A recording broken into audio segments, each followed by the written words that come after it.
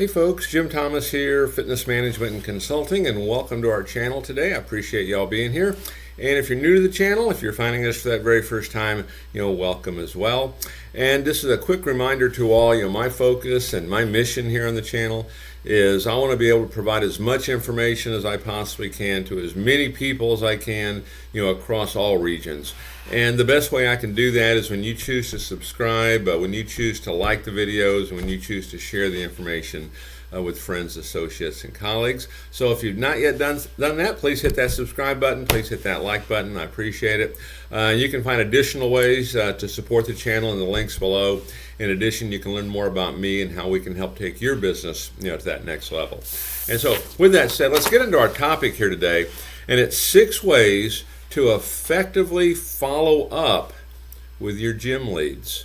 6 ways to effectively follow up with your gym leads. Now, one of the things that I see, and I see it frequently, and it's one of the bigger problems that the industry has, is really a lack of follow-up. Most leads do not get followed up on at all. Okay, and those that do, maybe it's 1 or 2 times, and it's simply checking to see if they want to buy.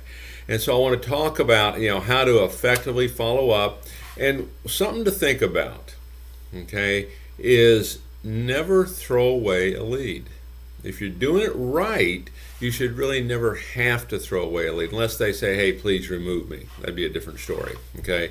But you should generally never have to. So you're going to stay after them, because the data tells us you may have to contact these folks as many as 15 times before you're able to kind of move the needle. So it does take some work, and does take a certain approach to do it. So let's get into 6 ways to effectively follow up. If you do this, I've seen numbers where you can improve your business by as much as 20%, and in some cases you may find you can do it more than that. And so number 1, categorize your leads.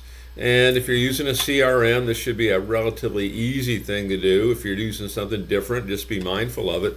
But categorize your leads. And so know what kind of leads are they. Are these current members you're following up with? And the follow-up could be, you're wanting them to continue using the club, for attrition purposes. Maybe it's for referrals, for personal training. Could be a host of things. But your first category is current members. A second category might be former members. Third category could be non-members, and your non-members could be broken down into different sources, because how they heard about you might be how they're thinking about you, whether it be you had a trial or you had something of that nature. So categorize your leads. This can tell you really how you need to talk to them when you do this follow-up call. And I would make one comment here. You can search the channel for this, for making outbound calls. But, search the channel here for how to make an outbound call. Because when you're making these calls, it's not simply, hey, do you want to buy? Okay, there really is a nurturing approach to it. I'll talk about that here in a second. But there really is a nurturing approach. But, check the channel, for the script, on the outbound call. Number 2, offer multiple follow-up channels. Offer multiple follow-up channels. Now, the number 1 follow-up channel for me is going to be the telephone. Now, a lot of folks, that's the last one, right? But make this number 1. You have to talk to people. To get things done, you're going to have to talk to them. Now, there's other things you can do, but don't let this replace it. Let this kind of add to it. So make phone number 1. But certainly texting, which may be everyone's number 1 thing. Number 2, maybe email. You've got direct messaging. You've got things like Facebook and Twitter and Instagram and Snapchat and a host of things of different ways you can follow up. You can send something in the U.S. mail. Okay, so look at different ways to follow up, and in some cases, you'll find that folks have a preferred way they like to do it. Okay, I know I have clients that I speak to, and folks that we work with. They just have certain ways they like to communicate. Some like to do a direct message. Some are using Messenger. Some want a text. Some it's a phone call. So it's a variety of things. So use all of them. Okay, and you may indeed find one that really fits that particular customer. Of course, you go that direction. Okay, number 3, schedule your conversations with your leads. Now, this is one of the secrets, I think, to really effective follow-up, is when you talk to somebody Don't just say, I'll call you back, or don't just say, I'll wait to hear from you. Let them know, hey, would it be okay if I gave you a call, next Tuesday about this same time? Work to schedule that next call. Work to schedule that next call. Don't make it open-ended. We're going to call you at 10 o'clock on the 15th. Okay? Number 4, this is a big one too. I mean, all these are important, right? This one here is particularly big. It's a more common mistake, is avoid the sales pitch. Avoid the sales pitch. When you're doing follow-up, really the way I like to look at it is these are calls that are nurturing phone calls. These, by and large, are not people that are ready to buy right now. You're trying to bring them through the process to get them ready to buy. So it's not like, hey, do you want to buy from me? Hey, I've got stuff to sell. Okay, avoid that sales pitch. Nurture them.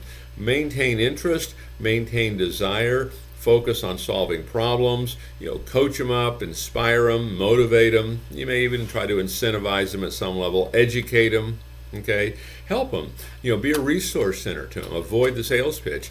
Now, if they express interest, they give you a buying signal. Well, hey, do I have to call in advance to take a class? Well, hey, how does your personal training work? They start asking questions like that. Those are buying signals, and those could lead you into naturally saying, hey, it sounds like we should probably get together and chat.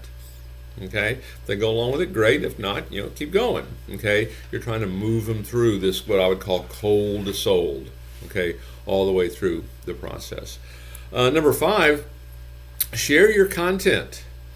Share your content. I mean, if you don't have this stuff, you want to start getting it, or maybe find some. And I'll give you some examples of where you can find some. But share your content. Share your blogs.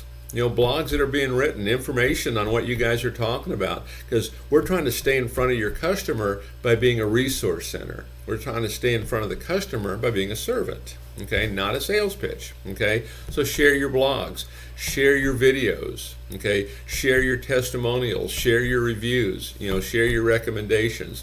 Share your success stories. Do all of that. That's a great way, just to continue to communicate with your customer.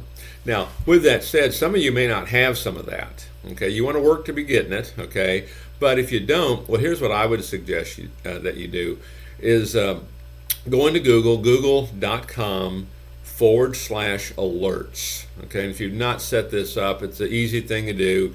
You just have to simply be logged into Gmail. But google.com/alerts, and you can essentially set up a pre-programmed Google search.